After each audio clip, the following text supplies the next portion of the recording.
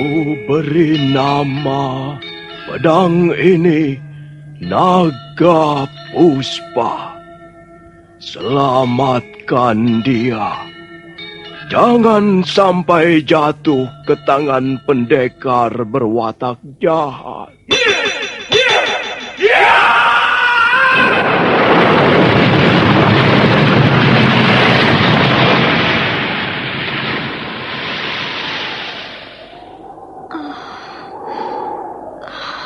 Kakang Kamandanu, kau masih juga tidak percaya bahwa aku mencintaimu. Mesin, maafkan aku, Mesin. Mesin. Mesin!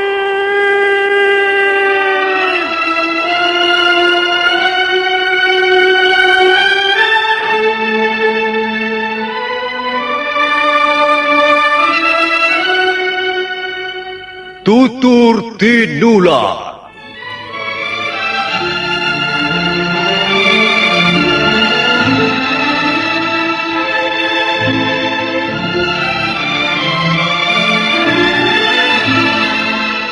Sebuah sandiwara radio serial, produksi Sanggar Cerita dan teater Sanggar Prativi. Sebuah kisah dengan latar belakang sejarah runtuhnya Singasari dan berdirinya Kerajaan Majapahit.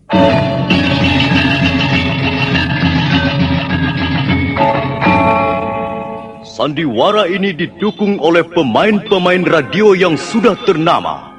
Ferry Fadli, Ivone Rose, dan Eli Ermawati.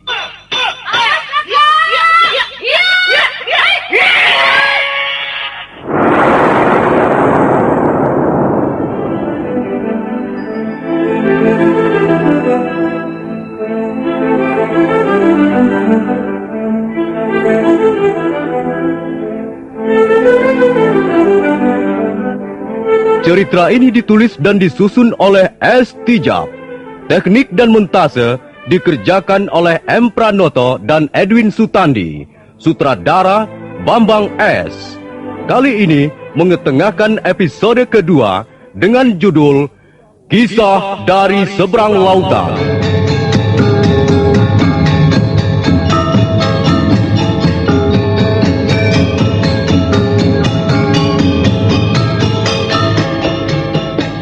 Dalam seri yang ke-59 ini didukung oleh para pemain Edi Dosa sebagai Lo Sisan, Eli Ermawati sebagai Mesin, Mario Kulon sebagai Ralumbu, dan Nusri pembawa cerita. Selamat menikmati.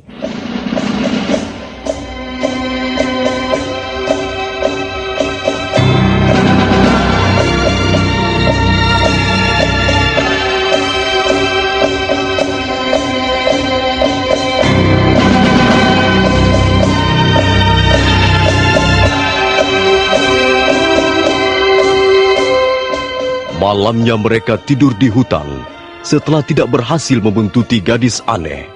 Kemudian menjelang pagi, mereka meneruskan perjalanan. Matahari semakin tinggi dan mereka belum menemukan arah yang jelas. Bahkan beberapa kali kembali melewati jalan yang sama. Mereka kemudian tahu bahwa tersesat jalan. Pendekar Lau lalu mengajak istrinya menaiki ketinggian sebuah bukit.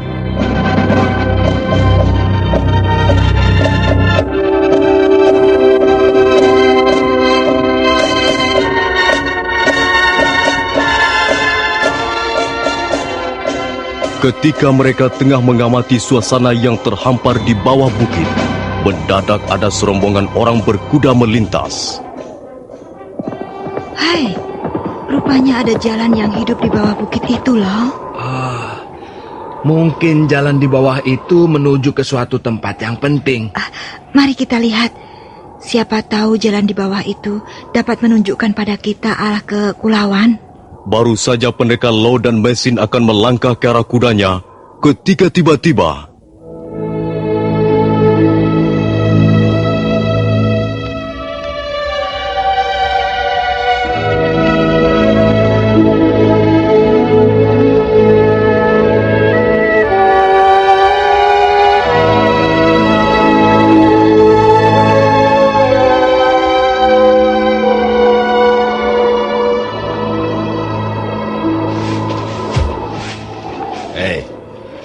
Kalian mau ke Candi Surabana? Oh, tidak. Siapa kau dan apa maksudmu mengintip pembicaraan kami? Namaku Ralumbu. Aku pun akan pergi ke Candi Surabana. Tempat itu sudah tidak terlalu jauh dari sini. Kalian lihat di bawah sana, di sebelah barat daya. Bangunan dari batu-batu bersusun itulah Candi Surabana. Dan di sebelahnya Candi Tiga Wangi. Kau keliru. Kami tidak berniat pergi ke sana. Hanya. Bagaimana aku bisa percaya pengakuanmu? Semua orang yang berani melewati daerah ini, sekarang ini, pasti bermaksud pergi ke Candi Surabana. Sebab nanti malam akan terjadi peristiwa yang penting. Di tengah pelataran candi itu akan berkumpul para pendekar dari berbagai golongan. Kami sudah mendengar tentang pertandingan ulakan-ulakan itu, tapi kami tak berminat mengikutinya.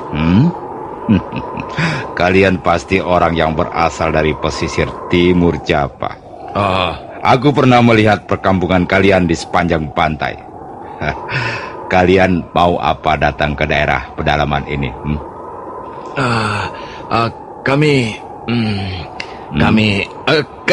Kalian keliru menafsirkan daerah asal kami. Tapi tidak mengapa. Satu hal saja yang harus kalian ketahui, bahwa kedatangan kami di tempat ini hanya tidak ada sangkut pautnya dengan pertandingan di Candi Surabana. Iya. Lalu mengapa kalian bisa sampai kemari? Kami tersesat jalan. Kami mencari seorang teman, tapi kami kehilangan jejak dan tersesat di tempat ini. Apapun alasan yang kalian kemukakan, aku tidak percaya. Hanya, terserah kau mau percaya atau tidak. Maaf, kami tidak ada waktu banyak untuk melayanimu. Tunggu. Kalian tidak bisa pergi begitu saja. Apa sebenarnya yang kalian inginkan dari kami? Inilah yang kuinginkan. Lihat. Bagus. Jelas terbukti bahwa kalian bukan manusia sembarangan. Kalian mempunyai kemampuan seorang pendekar.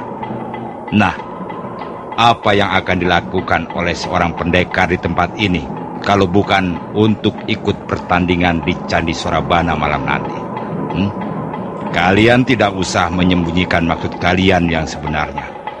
Di sepanjang perjalananku dari Gunung Lamongan sampai ke tempat ini, sudah berapa puluh pendekar kutemui di jalan. Dan mereka semua mengatakan hal yang sama, pergi ke Candi Surabana dan ikut ambil bagian dalam pertandingan ilmu kanuragan. Bahkan semalam aku sempat bermain-main sebentar dengan pendekar dari desa Tebu. Dia memiliki senjata yang aneh, menakutkan, tapi tak banyak artinya. Apakah dia bernama Rake Dukut? Nah, ternyata kalian juga mengenalnya. Kami hanya mengenalnya sepintas lalu. Ketika kami mampir di desa Tebu. Ya, pendekar seperti Rake Dukut itu banyak berceceran di mana-mana. Aku telah kecewa karena dia hanya mampu menahan seranganku dalam 7 jurus. Ya, itu pun belum terlaksana seluruhnya. Lalu di mana dia sekarang? Dia segera kabur setelah ku beri tanda dengan sebuah luka di lambung kirinya. Entah nasibnya sekarang bagaimana, aku tidak tahu. Lupanya kau sangat menyukai perkelahian, Iya, menurut pendapatku, jika seseorang dilahirkan sebagai laki-laki, maka dia harus menyukai perkelahian. Bagiku, berkelahi merupakan kebutuhan pokok, sama halnya dengan makan, minum, atau tidur. Kalian merasa ada yang aneh? Pendapat seperti itu memang kedengaran sangat aneh di telinga kami. Oh, jadi kalian tidak menyukai berkelahi, tidak menyukai kekerasan? Tidak. Kau bohong. Kami berkelahi hanya kalau terpaksa saja. Begitu rupanya ya. Bagus. Nah, Sekarang aku akan membuktikan kata-katamu yang sangat manis itu. Ralumbu, tak ada alasan kita untuk berbaku hantam, Ralumbu. Aku tidak peduli siapa kalian. Aku juga tidak ambil pusing lagi apa maksud kalian datang ke tempat ini. Yang jelas, kalian bertemu dengan seekor serigala yang baru saja mengasah taringnya. Iya. Ralumbu, tunggu. Hanya, dengarlah baik-baik, Ralumbu. Kalau kau belajar jurus-jurus hanya untuk berkelahi, hanya untuk memuaskan dahaga nafsu, mencederai orang atau membunuh sesama hidupmu, kau tidak akan bisa mencapai tingkatan apa-apa, Ralumbu. Mengapa kau tidak merubah sikapmu dengan membuat suatu kebajikan? Apa itu kebajikan? Selama ini aku hanya mengenal satu hukum. Siapa kuat, siapa tinggi ilmunya, dia akan menang dan dihargai orang. Dan mereka yang lemah tak punya kepandaian apa-apa. Sekalipun berhati emas, dia akan dilecehkan dan dihina orang. Hidupnya tak lebih dari seekor anjing buduk yang sakit-sakitan. Ralumbu, kebajikan itu penting artinya dan banyak sekali gunanya. Seorang pendekar harus belajar ilmu, tapi juga harus belajar cara-cara hidup yang baik. Kita bukan binatang yang hidup di tengah limbah belantala. Apakah gurumu mengajar begitu? Iya. Di negeri kami berdua juga mempelajari bermacam-macam jurus dan ilmu. Tapi ya, segala macam ilmu itu bagi kami hanyalah melupakan salana, jalang. Hanya melupakan alat belaka untuk membela diri dari ancaman bahaya. Itu kami tak pernah menggunakannya untuk berkelahi tanpa alasan yang kuat. Karena itu, maaf, Ralumbu, kami tak bisa menuruti ajakanmu. Tunggu. Kami tak sanggup melayani nafsumu untuk melakukan kekerasan. Mau atau tidak, aku akan memaksamu berkelahi. Yap, yes. Iya. Ayunan pukulanmu cukup mantap, bagus. Kuharap kalian adalah orang-orang yang tepat untuk menguji kemampuanku selama ini. Ralumbu, jangan memaksa kami. Aku harap bisa mengendalikan diri. Aku tidak sependapat dengan gurumu. Bagiku, kita tetap hidup di tengah rimba belantara yang bernama masyarakat manusia. Siapa kuat, dia akan tampil sebagai pemenang. Sekalipun kulitnya masih belang, tubuhnya masih besar, tapi seekor macan tak akan ditakuti kalau giginya ompong. Dengan keyakinan seperti itulah aku pergi jauh meninggalkan Gunung Lamongan. Percayalah bahwa keyakinanmu itu keliru, salah. Kehidupan manusia tidak dapat kau samakan dengan kehidupan di tengah limbah. Cukup. Aku tidak ingin memperpanjang pembicaraan yang tidak berguna dan tidak menarik. Lihat, dua bilah pedang ini ibarat taring-taringku. Kalau kalian dapat mematahkan serangan taringku, baru aku mau percaya pendapat kalian itu. Kalau begitu kemauanmu, baiklah. Mesin, minggirlah. Biang kulayani dia, biang puas hatinya. Hati-hati, Long. Ralumbu, silakan. Bagus. Dan ingat, ini janjiku. Kalau kau dapat mematahkan jurus-jurusku ini, aku tidak akan melanjutkan perjalananku ke Candi Sorabana. Aku membatalkan untuk ikut serta dalam pertandingan itu. Terserahlah, Lumbu. Aku tidak akan mencampuri urusanmu. Baiklah. Awas.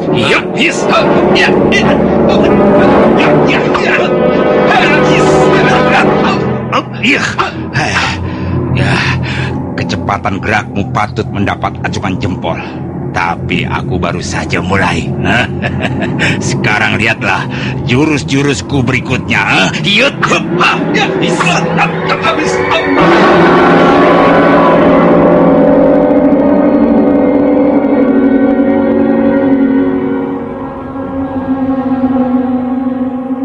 Ralumbu mulai mengeluarkan jurus-jurus mautnya. Dua bilah pedang lebar yang mirip pisau pemotong tulang babi menyambar ke sana kemari. Pendekar Lo berusaha membendung serangan lawannya hanya dengan tangan kosong. Ralumbu merasa kesal karena serangannya selalu kandas di jalan. Sementara itu, matahari nampak mulai condong ke arah barat dan angin bertiup semakin kencang turun dari puncak gunung Penanggungan, menyapu lereng dan lembah-lembah di bawahnya. Awas!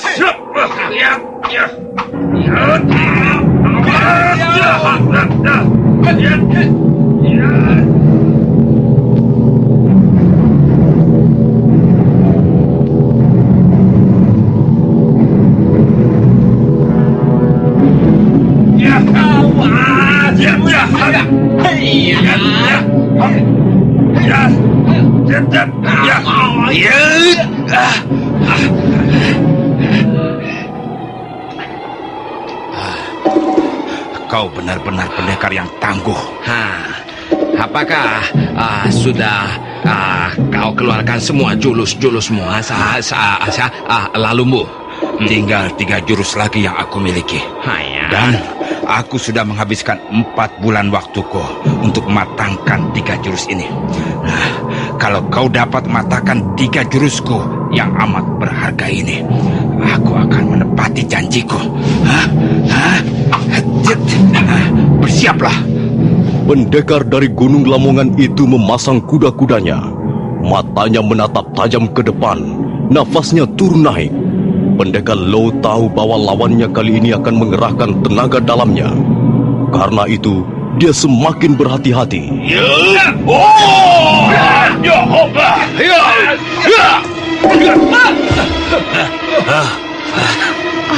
Lo, kok terluka, Lo?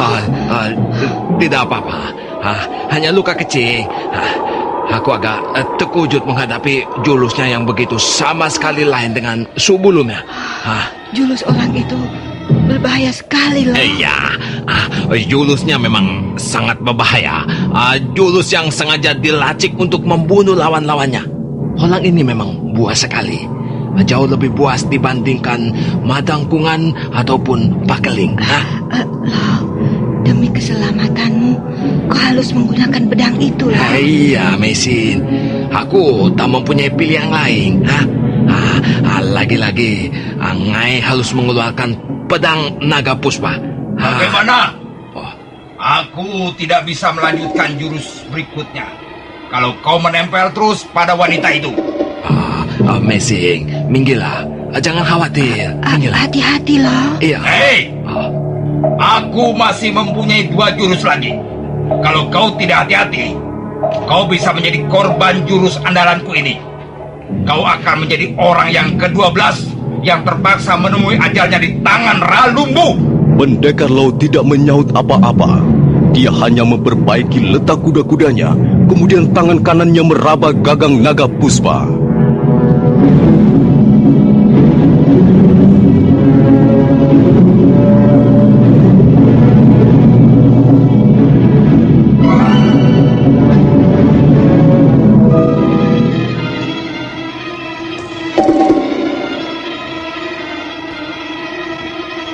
Ralumbu yang sudah akan mempersiapkan jurus berikutnya terperanjat melihat senjata di tangan lawannya.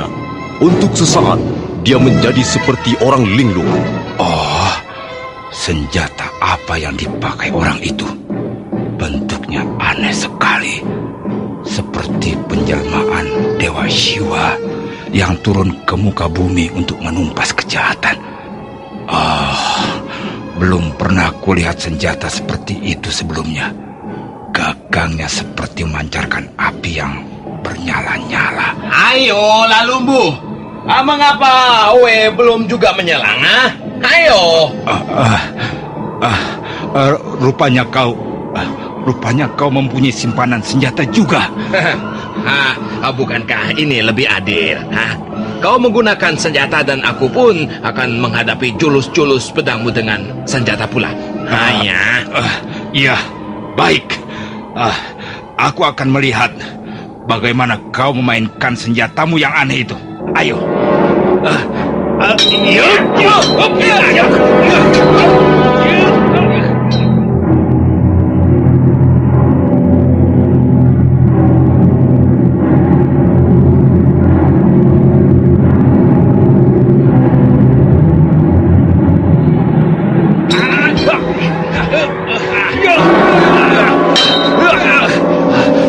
Senjata apa yang dipakai orang itu? Tanganku menjadi kesemutan setiap pedangku berbentur senjata aneh itu. Lalu, sekarang ganti aku yang akan menyulang.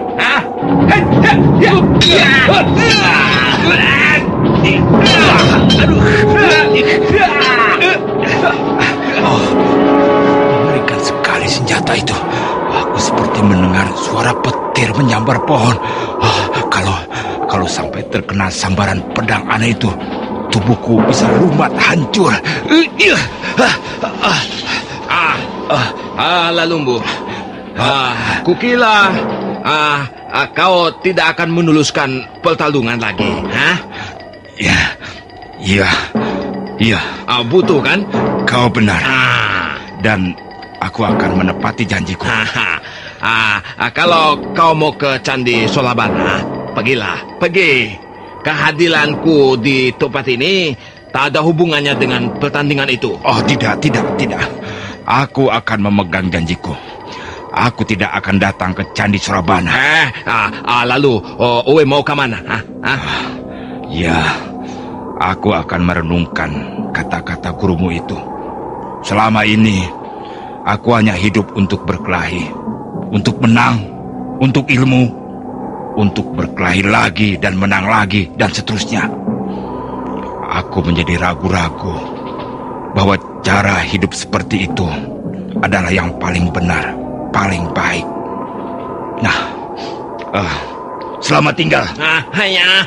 Lalu, Bu.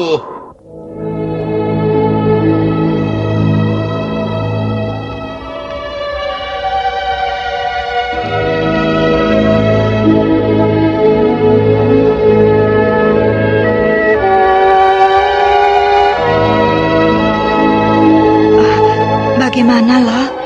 Kulihat orang itu sepertinya tercekam oleh kekalahannya loh. Sebetulnya dia orang baik. Mudah-mudahan saja pengalamannya kali ini berguna untuk hidupnya. Lihat loh, matahari semakin condong ke arah barat.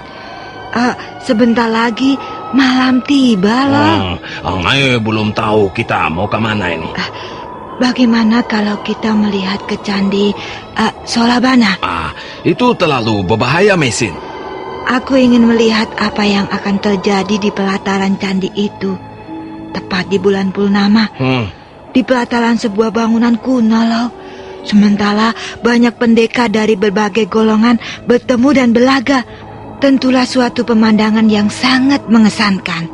Mesin, kalau kau ingin sekali melihatnya, ayo, marilah. Kita harus segera meninggalkan tempat ini. Lau suamiku, kau memang baik. Kau selalu menuruti keinginanku. Mesin memeluk pendekar Lo dengan penuh kemesraan. Pendekar Lo balas memeluk erat sekali. Keduanya berpelukan di atas bukit, sementara angin bertiup memainkan pucuk-pucuk pohon. Dan setelah puas berpelukan, pendekar Lo menuntun istrinya menuju kuda yang ditambatkan di bawah pohon ketapang. Ayo, peganglah pinggangku kuat-kuat, supaya kau tidak terlempar dari kuda ini, Mesin. Ayo. Beginilah. Begini. Iya, butuh. Sudah. Hiya.